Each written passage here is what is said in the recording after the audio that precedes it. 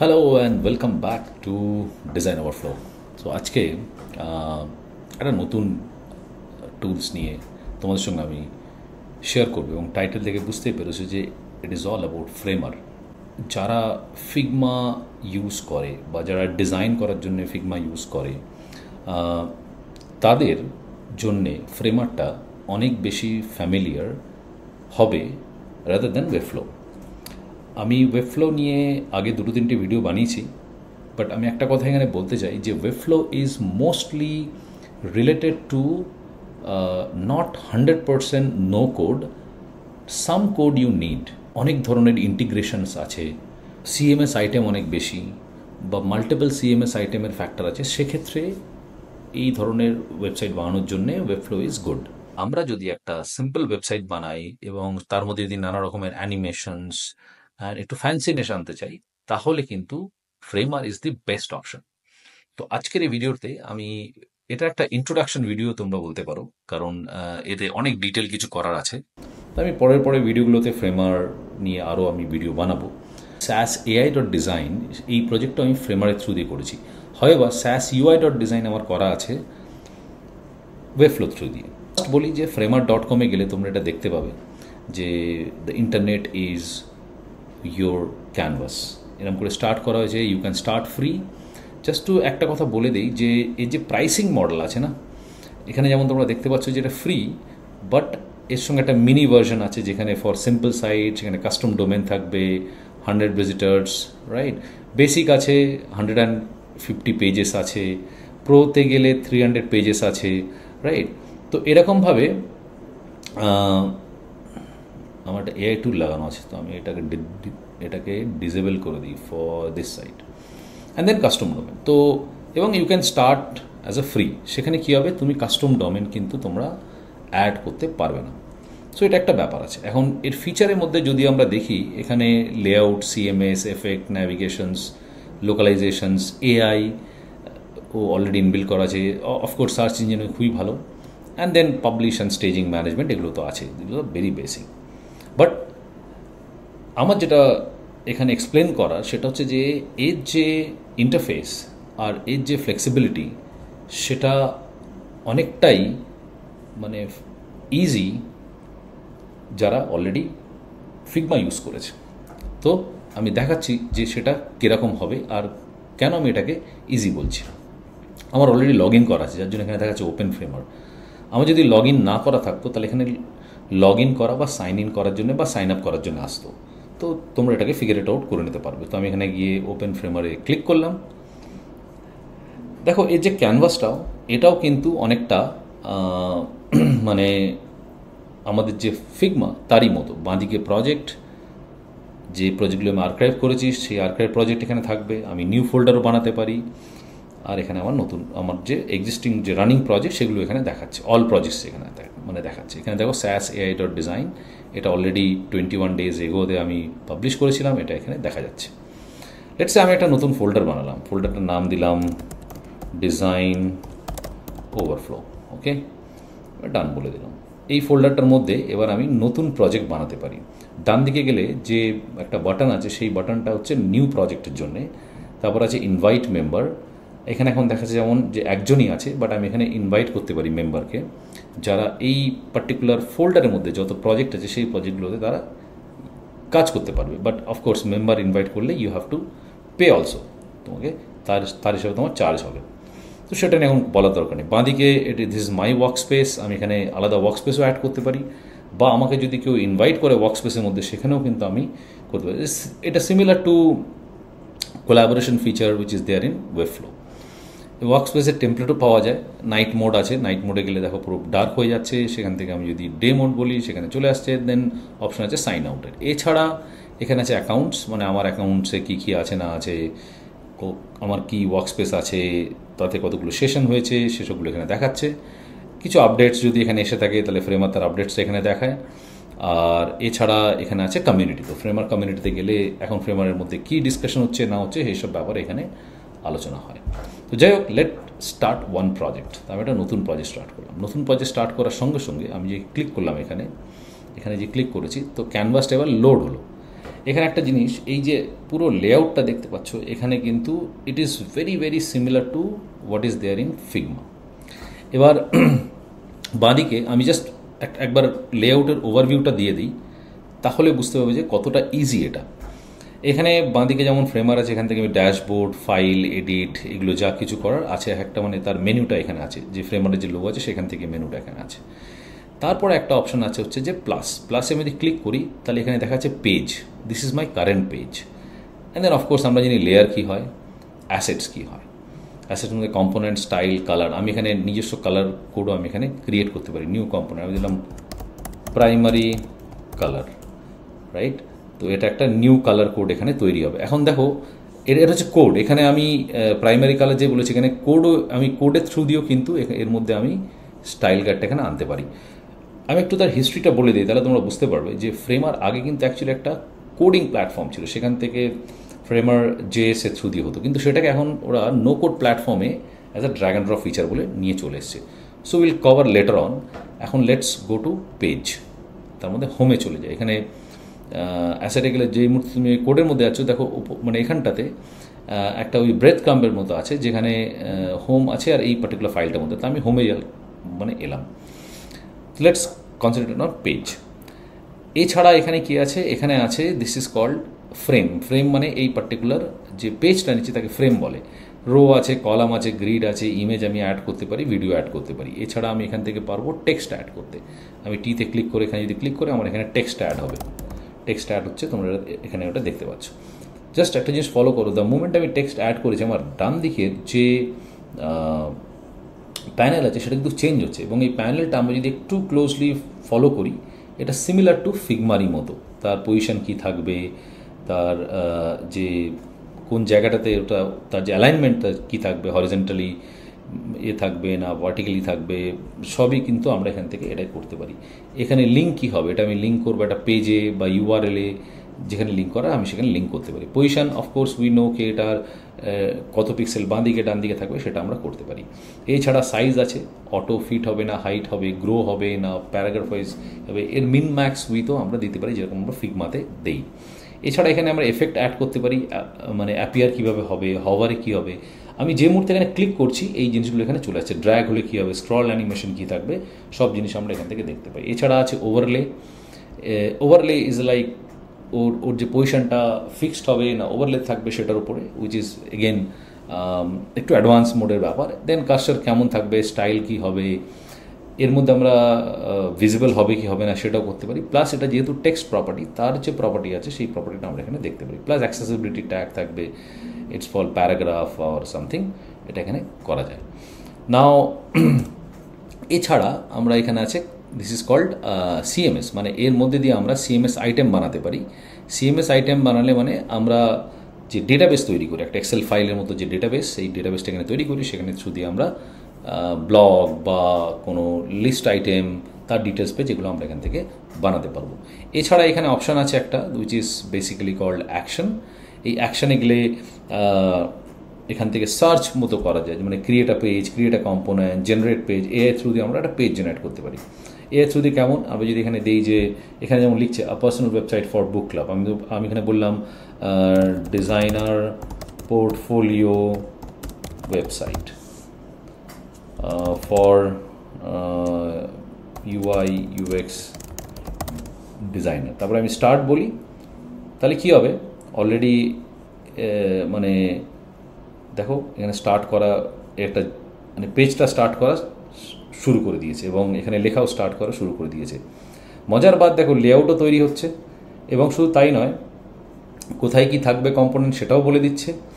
আর আমাকে 3টে ভার্সনও করে দিয়েছে, this is for my desktop, this is for my tablet, this is for my phone. এখানে আমাকে কন্টেন্টের জন্য ভাবতে হচ্ছে না, আমি যেরমভাবে আগে এগোচ্ছি আমাকে পুরো পেজের কন্টেন্ট কিন্তু তৈরি হয়ে গেছে। Here is your free AI domain, যেমন এখানে আমার নামটা দিতে বলছে, আমি ধরো দিলাম যে রাকেশ মন্ডল .framer.ai, আমি এখানে এটাকে পাবলিশ করতে পারি। আমি যদি পাবলিশ করি, দেখাচ্ছি তোমাদের কী হবে। আমি উইদিন আ সেকেন্ডের মধ্যে এই সাইটটা বানালাম, এখানে গিয়ে আমি যদি অন করে দেখি, দেখো আমার সাইট এখানে রেডি। ওকে, তারপরে আমি আমার কন্টেন্ট চেঞ্জ করা যা কিছু করার আমি আরামসে এখানে করতে পারি, এখানে হাওয়ার এফেক্ট দিতে পারি, যা কিছু দেওয়ার আমি এখান থেকে করে নিতে পারি। So this is the power of AI inside Framer. Now একটা জিনিস এখানে আমি আসি দেখাই যে, যেমন তোমরা এখানে দেখতে পেলে যে আমি একটা ডেস্কটপ অ্যাপ্লিকেশন যখন বানাচ্ছি অটোমেটিক্যালি আমার ট্যাবলেট আর মোবাইল ভার্জনের জন্য সেটা নিয়ে নিচ্ছে এবং আমি সেটাকে এখানে ম্যানিপুলেটও করতে পারি। এবং খুব সুন্দর জিনিস হচ্ছে, সাপোজ আমার এই যে সব জিনিসগুলো দেখো এখানে, this all are acting like a auto layout. তুমি এখানে দেখো এখানে পুরোটাই এখানে অটো লেআউটের মধ্যে অ্যাক্ট করে আছে। তো আমার সাপোজ এটা যদি আমার ডান দিকে চাই, আমি জাস্ট এটাকে ডান দিকে দেবো, তাহলে আমার ডান দিকে চলে গেল এবং এখানে মোবাইল ভার্জনও অটোমেটিক্যালি এটা চেঞ্জ হয়ে গেছে। আমি যদি এটাকে রিরাইট করতে চাই, এখানে এআই অপশান আছে, আমি এআই অপশানের থ্রু দিয়ে এখানে আবার এটাকে ওই জাস্ট ওটাতে ক্লিক করে দিলেই এআই আবার আমাকে এখানে রিরাইট করে দিল এবং আমরা খুব সুন্দর করে এখানে দেখতে পাচ্ছি যে এআই অ্যাকচুয়ালি কী লিখেছে। এবং দিস আর মিনিংফুল ওয়ার্ড, মানে এরকম নয় যে মানে লিপসাম দিয়ে করা, এরকম নয়। নাও এটা গেল হচ্ছে এআই থ্রু দিয়ে আমি কী করে এখানে জেনারেট করতে পারি। Now let me delete all this, আমার এগুলো লাগবে না এখন, আমি এটা ডিলিট করি। আমি ডেস্কটপের মধ্যেও যা যা জিনিস আছে সেটাকেও ডিলিট করে দিই। আমার 3টে ফ্রেম আছে, মানে ডেস্কটপ, ট্যাবলেট অ্যান্ড ফটো, মানে তো ফোনের জন্য। না এই পেজের মধ্যে এসে আমি কী কী জিনিস অ্যাড করতে পারি, এখানে এসে আমি যদি বলি যে let me add a section, যখন আমি দেখো পেজের ওপরে হওয়ার করলে এখানে যে জিনিসগুলো আছে দেখো, পেজ, সেকশন, ন্যাভিগেশন, মেনু, এছাড়া এখানে অপশান আছে ক্রিয়েটিভ, মিডিয়া, তারপরে এখানে অপশান আছে তোমার আইকনস, দেন ফর্মস, ইন্টারাক্টিভ, মানে ট্রিকার বগেরা এই সময় আমি আনতে পারি। সাপোজ আমি এই ট্রিকার মানে কি সেটা এখানে দেখায়, আমি যদি এখানে আনি তো এটাতে কি হয়, বেসিক্যালি এখানে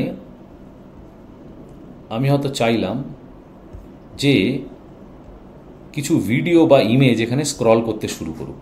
এটা করার জন্য কী করে করব, আমি প্রথমে ট্রিকারটা এখানে নিয়ে এলাম, নিয়ে আমি এখান থেকে বললাম যে add, suppose I want to add মিডিয়ার মধ্যে বললাম ইমেজেস। তো এই ইমেজটা এখানে আমি ফিল করতে পারি। কিভাবে ফিল করতে পারি, ইমেজে সিলেক্ট করে ডান দিকে একটা অপশন আছে ফিল, এখানে গিয়ে চুজ ইমেজ। তো এখানে আর একটা ব্যাপার হচ্ছে যে এখানে যদি আমরা দেখি যে এখানে আনস্প্ল্যাশ অলরেডি বিল্ড করা থাকে।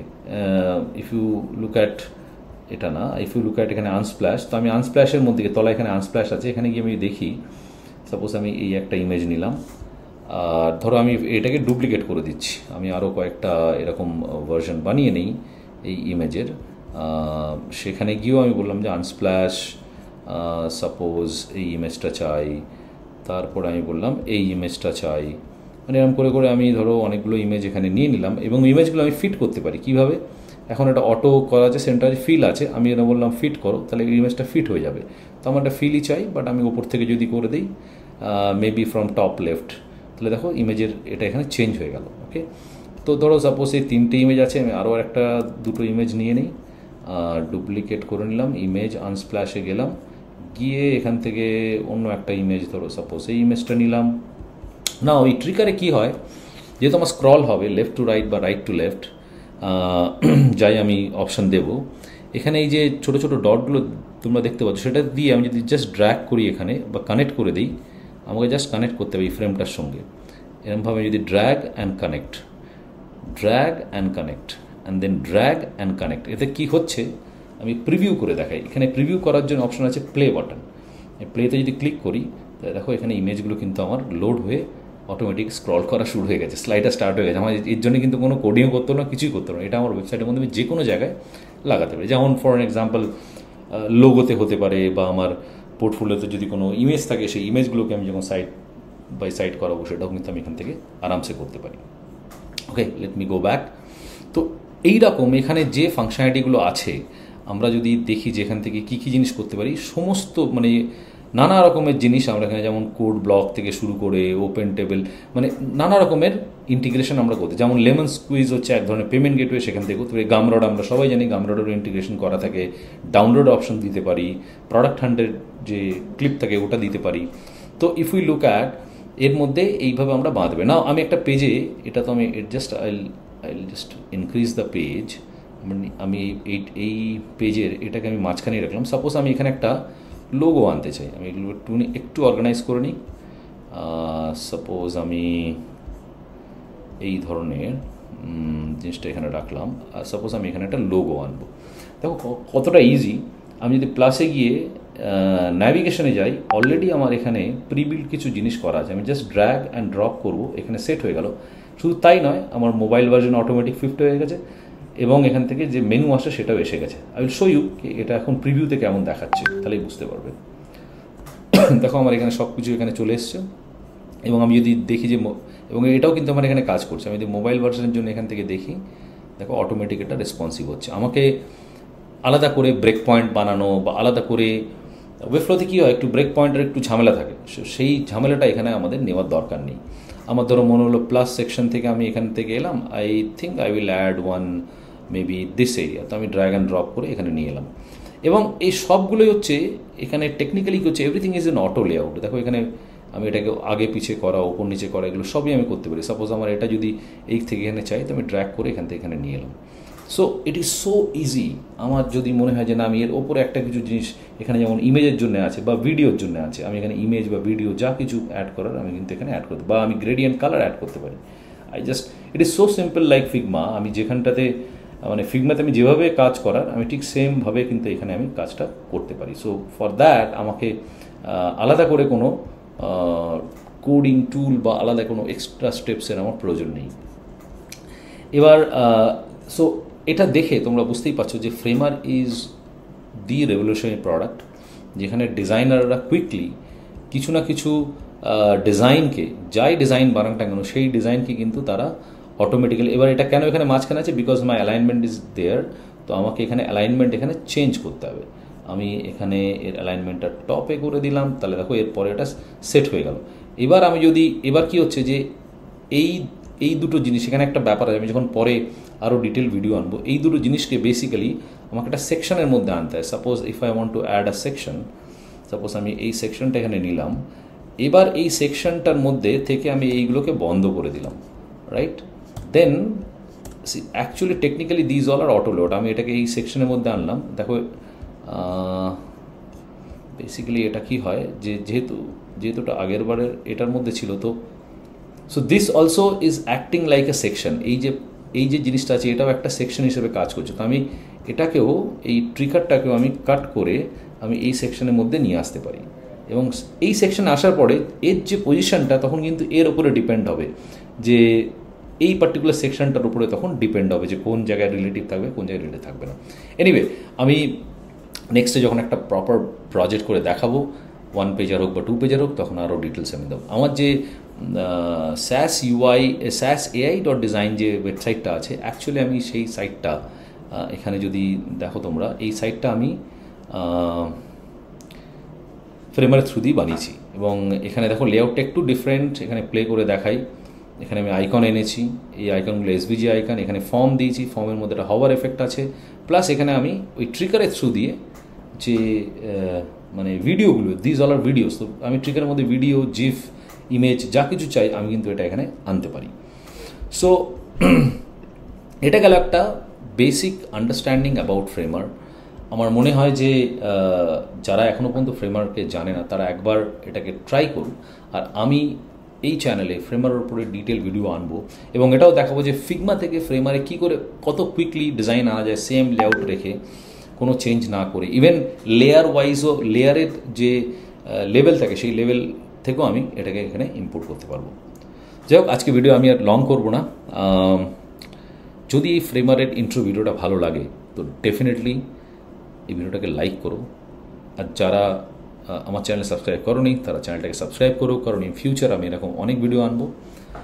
আর যদি ভিডিওটা ভালো লেগে থাকে, মনে হয় যে তোমাদের অনেক ফ্রেন্ডরা আছে যারা এরকম ভিডিও দেখে হ্যাপি হবে বা হেল্পফুল মনে হবে, তো তাদের সঙ্গে ভিডিওটা শেয়ার করো। ওকে, আজকে ভিডিও এখানেই শেষ। আর কমেন্টে নিশ্চয়ই জানাও যে ফ্রেমার তোমরা ইউজ করেছো কি না, আর কী ধরনের কিউরিওসিটি আছে ফ্রেমার নিয়ে, তো আমি সেটার উপরে রেসপন্স করব। আর পরবর্তী ভিডিওতে ফ্রেমার হোক বা ক্রিয়েটিভ হোক বা আরও নতুন যে এআই রিলেটেড টুল, সেই সব টুল নিয়ে আমি তোমাদের কাছে ভিডিও নিয়ে আসবো। আজকে ভিডিও এখানে শেষ।